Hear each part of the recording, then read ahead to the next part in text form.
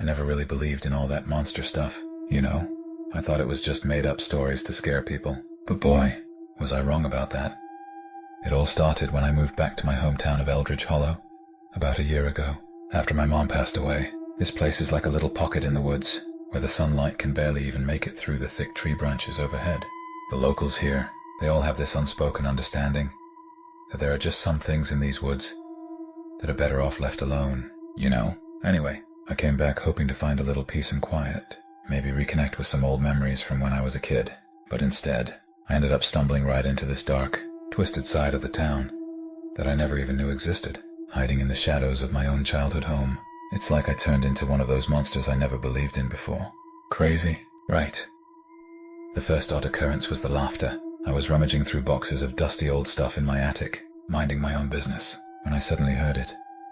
The unmistakable sound of a child's laughter, coming from somewhere outside. I frowned, my heart racing, as I locked eyes with the cracked, rusted window. It was a strange sound, kind of cheerful but also a little haunting, like it didn't really belong there. But just as quickly as it had started, the laughter faded away, replaced by the rustling of leaves, and an unsettling silence that seemed to fill up the whole room. And you know, now that I think about it, I don't even recognize that laughter. It's like it didn't belong to any kid I know around here. Eldridge Hollow has been eerily quiet ever since I came back. Determined to confront my irrational fears head-on, I mustered up the courage to venture back outside the very next day. That's when I first encountered Clara, my peculiar new neighbor, a young girl, no more than 15 years old, clad in a tattered, worn-down dress, and sporting an unsettling smile that never quite reached the depths of her eyes. There she stood, beneath the gnarled, ancient oak tree at the edge of our adjoining yards, her silhouette stark and ominous against the dreary, grey sky. "You heard it too, didn't you?" she asked, her voice ringing out clear as a bell in the eerie, unsettling stillness that blanketed the area.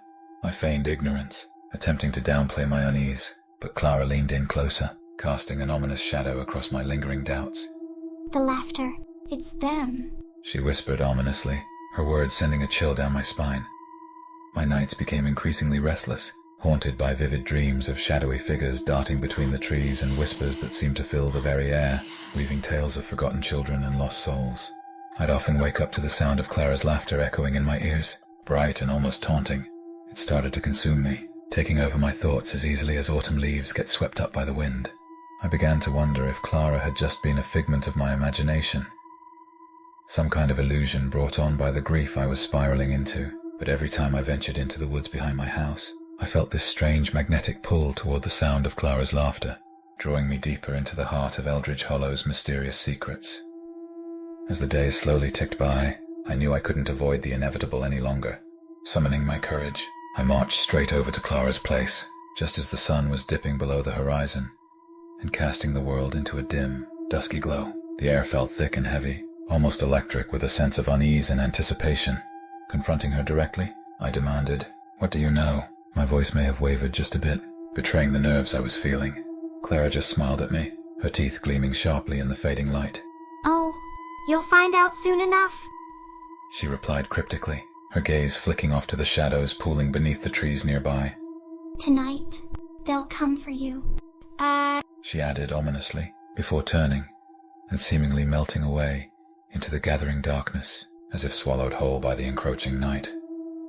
That night, as I lay in bed, I could hear it, the sounds of children laughing, their shrill voices echoing eerily through the dense woods surrounding my home. Every brittle crunch of leaves underfoot outside felt like it was creeping closer, drowning out the pounding of my heart with a sense of dread.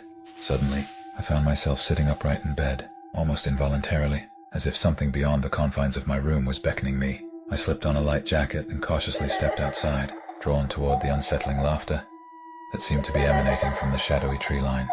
As I approached the edge of the woods, the shadows twisted and contorted along the ground, and soon I stood at the precipice, staring into the gaping darkness that seemed to claw at the edges of my sanity.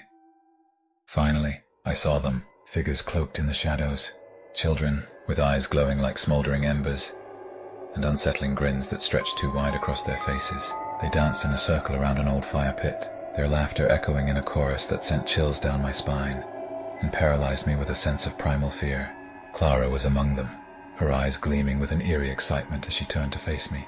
"They've been waiting for you," she said, her voice twisted with an otherworldly cheerfulness that only heightened the unnatural atmosphere. In that moment, I realized the chilling sounds weren't just laughter. They carried an invitation and a warning. Eldridge Hollow was guarding its dark secrets fiercely, and in my attempt to reconcile with my past, I had unwittingly become entangled in something far more insidious than I had ever dared to imagine. I was no longer just a casual observer, but rather beckoned to join the group, as if the very fabric of the environment had drawn me in. Their laughter, once joyous, now echoed hauntingly in my mind, intertwining with the cherished memories of my youth, trapping me in a web woven beneath the looming branches. I felt the unmistakable tug of Clara's grasp, warm and inviting, yet ice cold with the inescapable inevitability of fate. In that pivotal moment, a realization dawned upon me. Some places are simply not meant for the living.